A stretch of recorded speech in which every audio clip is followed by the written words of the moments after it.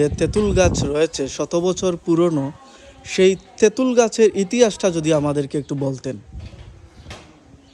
শ্রী ঠাকুরবাণীর শ্রীরামের আমলি গাছটি প্রায় 100 বছর হয়ে যাবে। এই আমলি গাছটি প্রভুর চনাচিত বাক্যকুমার স্বর্গীয় সুরেন্দ্ররাম মালাকার সুরিসাধু, উনি পরম ভক্ত ছিলেন ঠাকুরবাণী গুরুজি নিত্যানন্দ গোসাই। উনি এই গ্রামেরই সন্তান ছিলেন। উনি স্বপ্নদৃষ্টিতে পেয়েছিলেন যে ঠাকুরবাণী গুরুজি নিত্যানন্দ গোসাইয়ের আবির্ভাব হবে এই ভূমিতে।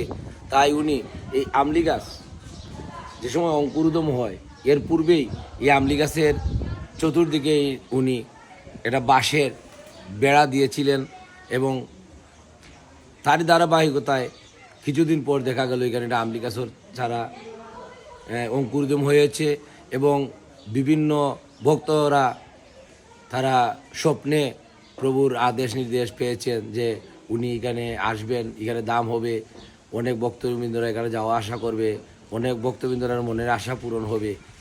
সেইভাবে এখানে আস্তে আস্তে শুরু হয়েছে ভক্তবৃন্দের আনাগুনা, আর এইভাবেই এখন পর্যন্ত সেই ধারাবাহিকতা চলে আসছে।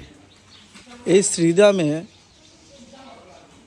কার কার ভজনা করা হয়? এখানেও সর্বোপরি ঠাকুরবাণী গুরুজি নিত্যানন্দ গোসাইয়ের নাম সংকীর্তন হয়ে থাকে, কিন্তু আমরা যে সনাতন ধর্মে 33 কোটি দেবগণ আছেন বা আমরা উল্লেখ পেয়েছি ওনাদের নাম।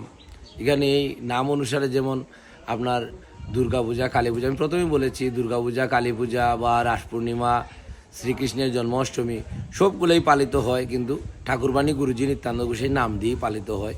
ওইটা প্রভুর বাক্যই ছিল।